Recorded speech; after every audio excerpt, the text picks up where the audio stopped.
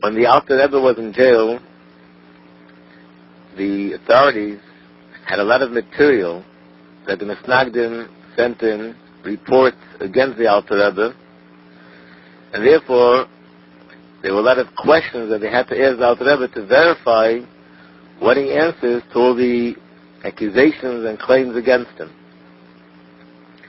This cross-examination and questioning didn't take place in the jail itself. It took place in a place that's called Tanis Savet.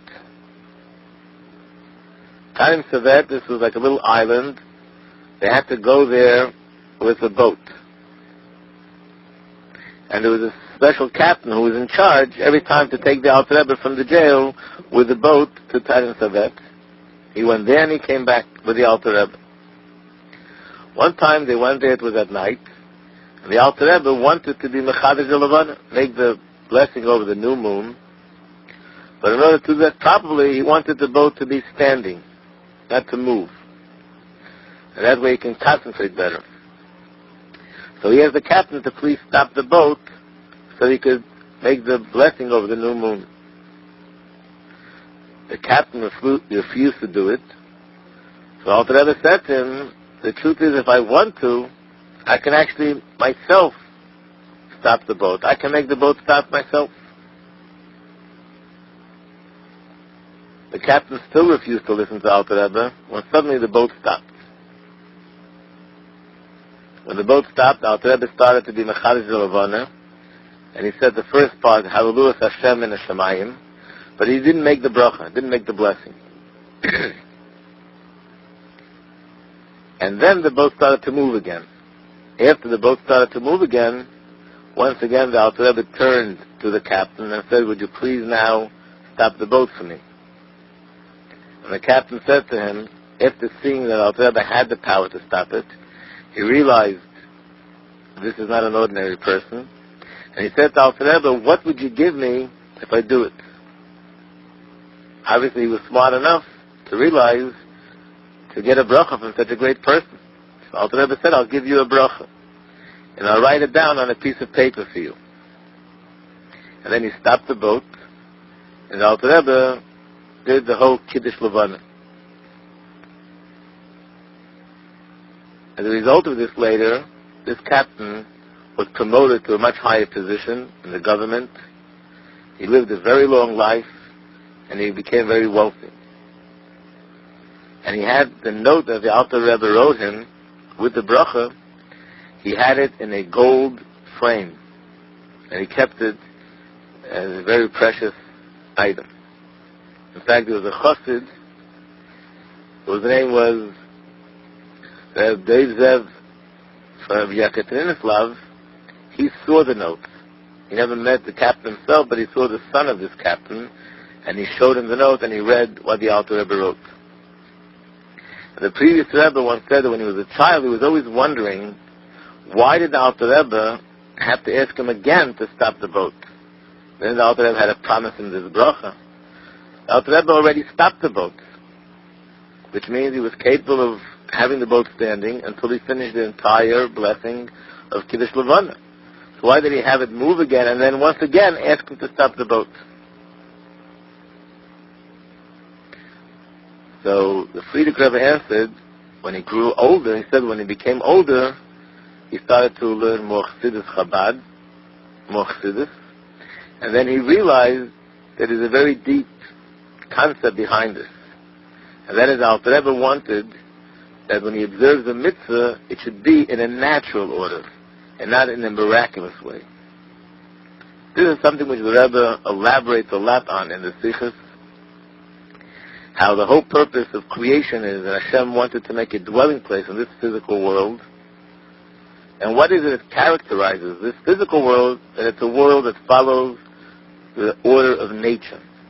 And therefore, the ultimate purpose is to observe mitzvahs and to serve Hashem in this world as it follows the laws of nature. So Alter Rebbe wanted the boat should be stopped in a natural order. However, in order to convince the captain that he should do so, the Alter Rebbe performed a miracle. But that's why he had to move again and then ask the captain to please stop it in a natural way, and then he can observe the mitzvah as the boat is standing in a natural way. There were many questions that they asked the Alter Rebbe. One of the first things that they asked the Alter Rebbe when he came in front of the judges was, are you one of the Baal Shem Tov's followers? And the Alter Rebbe said that if he would have said no, immediately they would have had him go free. He would have been released. But he didn't want to separate himself from the Baal Shem Tov even for one moment. And even if it would be only in words, not in truth and not in his heart, only in words just to fool them, he didn't even want on that level to be separated from the Baal Shem Tov. In that first meeting, they asked him 22 questions. They were questions that pertained to the davening, why he changed the text of the Siddur. They asked him questions about the Alter Rebbe's, how that he instituted the special knives to use for shechita. They asked him why does he allow his, and what does he request of his followers to spend so much time on davening when they lose so much time from Torah study. Why he talks so openly and teaches Chassidus. This is supposed to be the hidden part of the Torah. And they also asked him about why he writes in his Chassidus that Malchus, royalty and kingdom, is the lowest level. He's actually degrading royalty. Another question they dealt with was, when the Alter Rebbe davened, he would many times make the sound and say, af, af, af. And this was because the Baal Shem Tov would make those sounds in the middle of davening. So the informers, the Misnagdim, interpreted that in Hebrew, af means anger and wrath. And they said he's davening, he's asking Hashem that he should bring his wrath down on the Tsar and his government. They asked him why he does that. They also asked him why he sends money to Israel and why he wants to strengthen the army of the Sultan, the Turkish Sultan, and in that way overthrow the Russian government.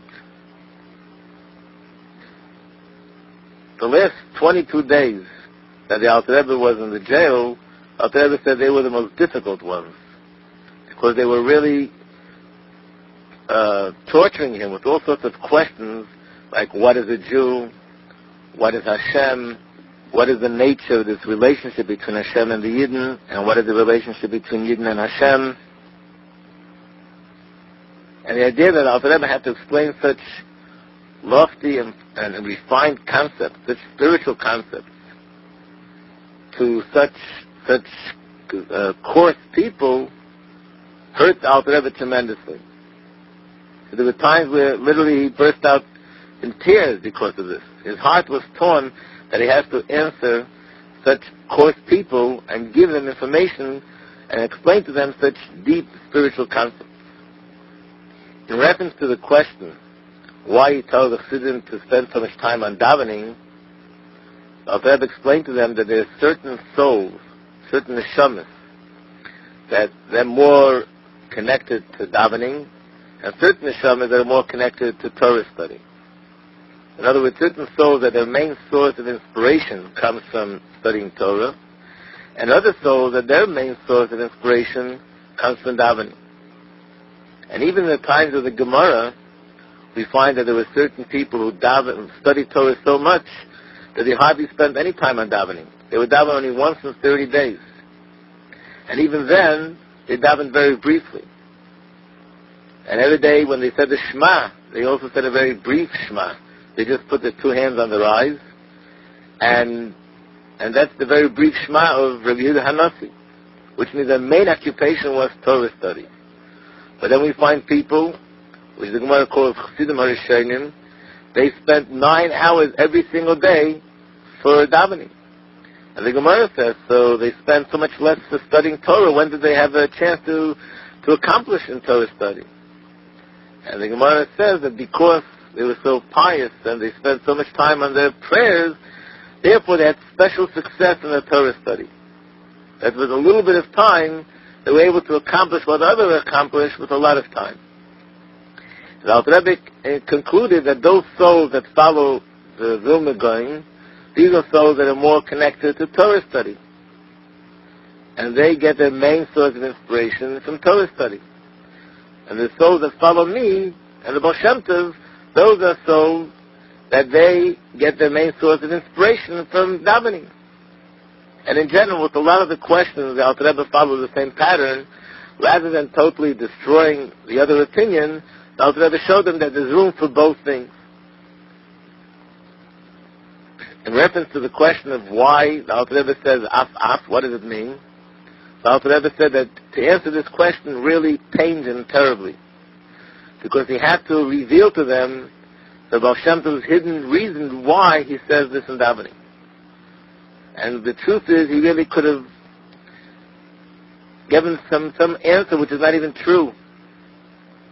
Just give some other explanation which would satisfy them, and he wouldn't have to reveal to them the real reason. But Alter Rebbe said he did not want to separate himself from the Baal Shem Tov.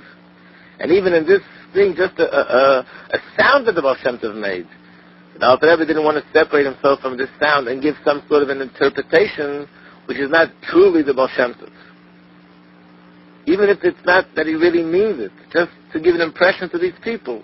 Even to that extent, the Alter Rebbe didn't want to separate himself from the Baal Shem Tov. This one iota.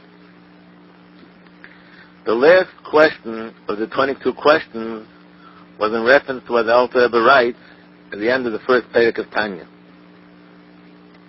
The Alter Rebbe writes that the Nefesh HaBahamis of a Jew, the animal soul of a Jew, comes from Klipas Noiga.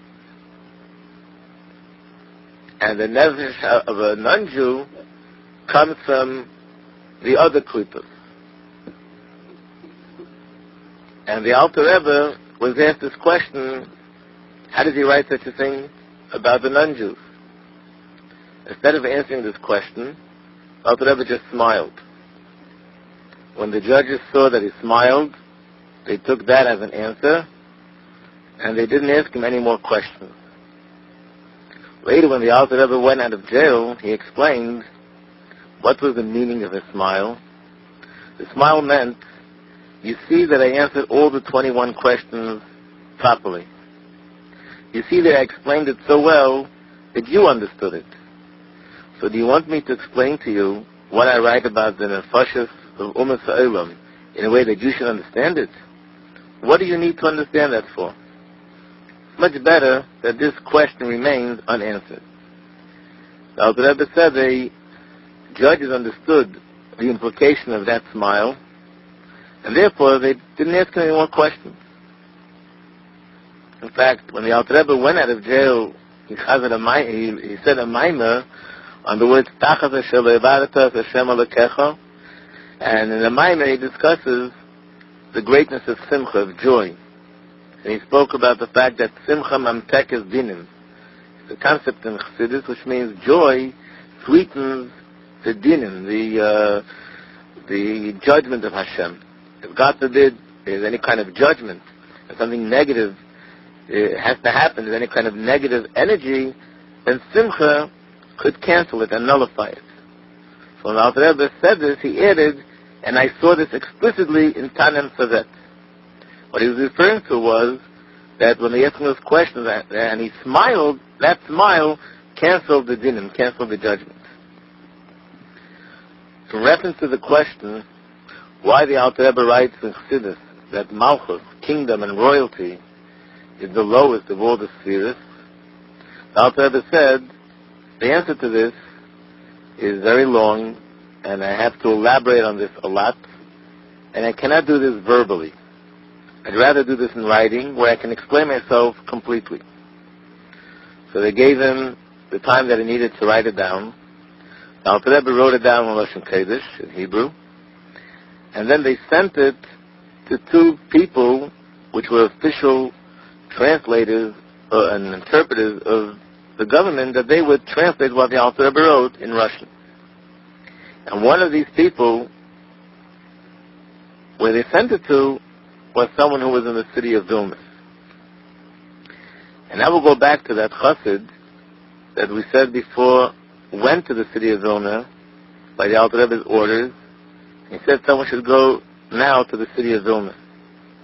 The Chassid didn't know what he was doing there, why he was there, but he was confident that the Alter Rebbe sent him there. He'll soon find out what his mission is. He had disguised himself to appear like any other of the Misnagdim that live in Vilna. No one should recognize that he's a Chassid. And he would sit in shul and try to pay attention to what people are talking about, to hear any kind of information which might be important for him to know. And that's when he discovered that they were expecting a letter to come from Peterburg, something which the Alter Rebbe wrote, and that the man who was supposed to translate it is in Vilna. And they were making plans that they would go to this translator and pay him off that he should distort and change around the words of the Alter Rebbe and distort its meaning in a way that it would make the Alter Rebbe look guilty. When the Chassid heard this, he realized what his mission was, and he quickly made his way to this translator. When the Chassid came to the translator, he fell to his feet and began to beg and plead with him that the letter the Alter Rebbe, that the words the Alter Rebbe wrote, he should leave them exactly as they are, not to change everything. And he begged and pleaded with him to be honest. The translator said to him, "Why do you have to beg me such things? First of all, I'm under oath. I took an oath when I did this job, when I took on this position, that I will be 100% honest. Number two, I'm not the only person they send it to. They send it to another translator. So therefore, if I would change anything around, the government would immediately see that I did something dishonest because the other translator would translate it properly. And third of all, you should know that the Alter Rebbe, whatever he wrote it so clear, and so every word is so weighed and so accurate that it's impossible to change anything around."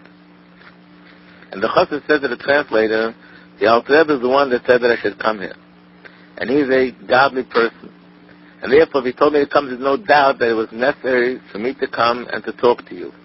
And therefore, I'm begging and pleading with you. In fact, I will not leave him until you promise me that you won't make any changes and you'll just leave it exactly the way the Alter Rebbe wrote it." And that's when the translator told him that actually the Misnagdim had come to him already, and they begged him that he should change around the words of what the Alter Rebbe wrote. And he said that he refused to do it because he loves truth and honesty, and that's why he didn't want to do anything. But they're so adamant about this that he just pushed them off by saying, "All right, come to me tomorrow." So the translator said to the Chassid, "They're going to be in my place tomorrow at 12 o'clock. You come an hour earlier, you can come at 11, and you can be hiding here, and you can even see for yourself how I will handle them, and that I won't do anything but write the truth." The next morning, the Chassid came to him at 11 o'clock, and for an entire hour, he was talking to him about the greatness of the Alter Rebbe, and how the Alter Rebbe deserves that he should be dealt with in an honest way, and so on and so forth. Suddenly, the translator looked out the window, and he said, "Quick, go to the other room. They're coming." So the Chassid went into another room. The translator closed the door, and as he was standing in the other room, he was able to hear the conversation between the Misnagdim and the translator. And they said to him, "We brought you 3,000 rubles for this great mitzvah that you're going to do. The mitzvah of the Arta Hara Mikirbecha, destroying evil." And they told me, "You should know this money is not the whole reward. This is only part of the reward. The real reward is reserved in Olam Haba, in the world to come. Because it will definitely receive a tremendous share in the world to come by getting rid of one of the enemies of the Jewish people. And therefore he should make the changes that they'll tell him to make."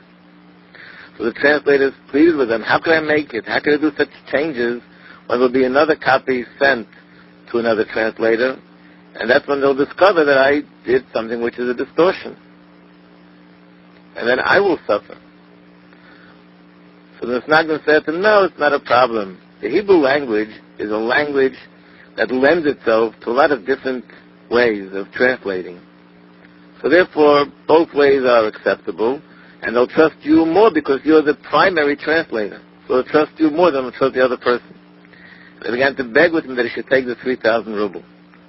In fact, they said, you know what, we'll wait here until you finish translating it so we'll see with our eyes that you translated the way we asked you to.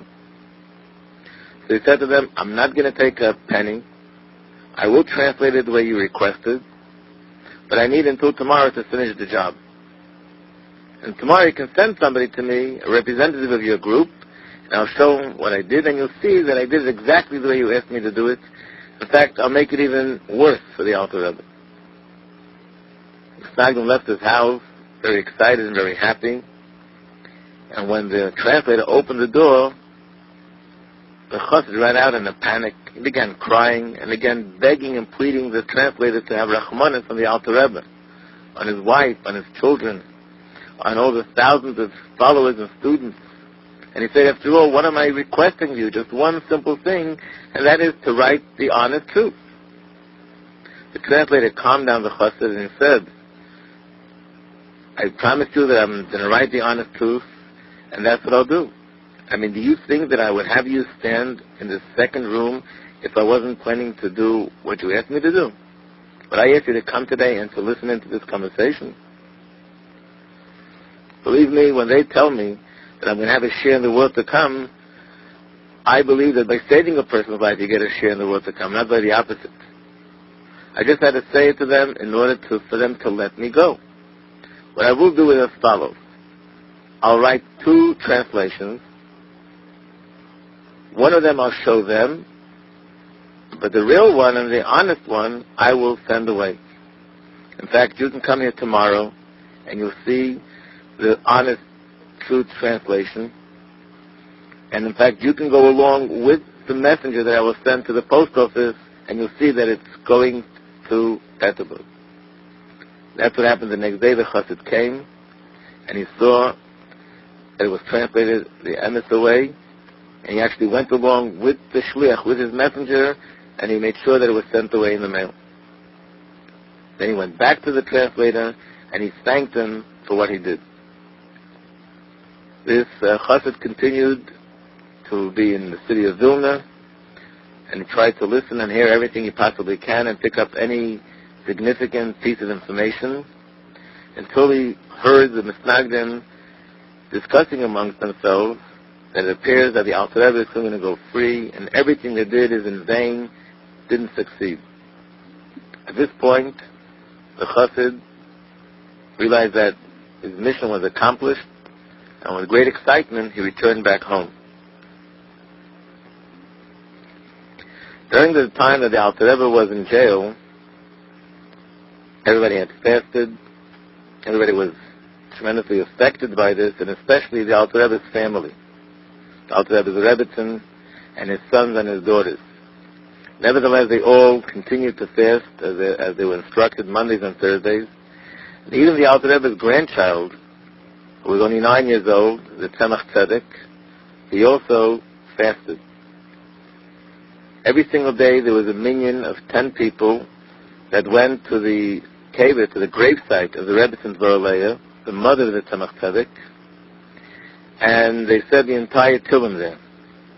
And after they said the entire Tehillim, they also read a note.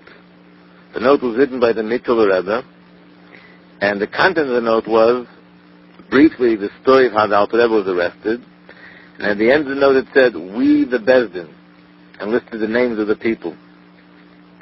They are reading this now.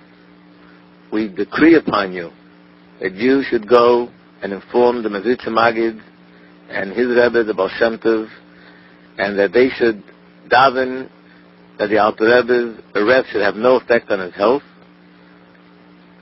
and that he should go out of jail with great success and great honor. This went on every single day during the time the Alter Rebbe was arrested. The only one in the Alter Rebbe's family that was very strong the whole time, strong in spirit, and not only she was strong, but she gave strength and encouragement to everyone else, was Alter Rebbe's mother. The grandmother, whose name was Rivka. In fact, on Shabbos, Pashas Vayishlach, is a few days before the Alter Rebbe was released from jail, the Mittel Rebbe was so weak and was so much in pain and in anguish that he fainted 2 times. And that's when his grandmother, Alter Rebbe's mother, Rebbe Tzniska, told him, I swear to you that this week your father is going out of jail. And that's what my father told me. Obviously, her father came to her, and he told her that Alter Rebbe will be going out of jail this week. Alter Rebbe also said that during the time that he was sitting in jail, he had visitors. Who were the visitors? His Rebbe, the Mezritcher Magid, and the Baal Shem Tov. So when they came, the Alter Rebbe said to them, why do I deserve this? What is it that they're demanding of me in heaven? What is my sin? What did I do wrong? So they answered him, there was a kitzur against you because of the fact that you spread Chassidus and you spoke about the concept of Chassidus in such an open way. So Alter Rebbe asked him, if that's the case, when I leave from here, should I stop? So he said to him, no. Now that you started, not only you shouldn't stop, but on the contrary, when you go out, you should actually even spread Chassidus even more than before. In fact, that's what happened. The Alter Rebbe spread Chassidus in a way, after he went out of jail, more than before. At the end of the conversation, the Baal Shem Tov said to the Alter Rebbe, say over a maimer. The Baal Shem Tov wanted to hear the Alter Rebbe say a maimer Chassidus. The Alter Rebbe said a maimer Chassidus that begins with the words Mar'eim u'Maseihem. When the Alter Rebbe finished this, the Baal Shem Tov turned to the Magid Mezritch and he said, this is true. Every word he said, word for word, is exactly the way you received it from me. And then he told the Alter Rebbe that when they'll bring you to the judges, just you'll answer everything with Hashem's help. You'll answer in a proper way. They'll accept your answers. It'll find favor in their eyes, and then eventually you'll go free. And he gave him a bracha. And it's interesting that the previous Rebbe once told the Rebbe Rashab that he saw the actual jail cell where the Alter Rebbe was sitting, and the Rebbe Rashab asked him, was the room there for 3 people? The Alter Rebbe, the Magid, and the Baal Shem Tov. Was it big enough to contain 3 people? And the Rebbe once spoke about this, and he said, from this we see that when they came to the Alter Rebbe, it wasn't some sort of a spiritual revelation that he saw their souls, but he actually came in their physical bodies as human beings, as they were during their lifetime, to the point that there was a question whether the physical space was able to hold all 3 of them. There was a chassid of the Alter Rebbe, which we mentioned before, of Lepler, and because he was very close to the ministers, he knew everything that was going on behind the scenes, and he told the chassidim what was going on. He told them about the different questions Alter Rebbe was asked and the details which we mentioned before.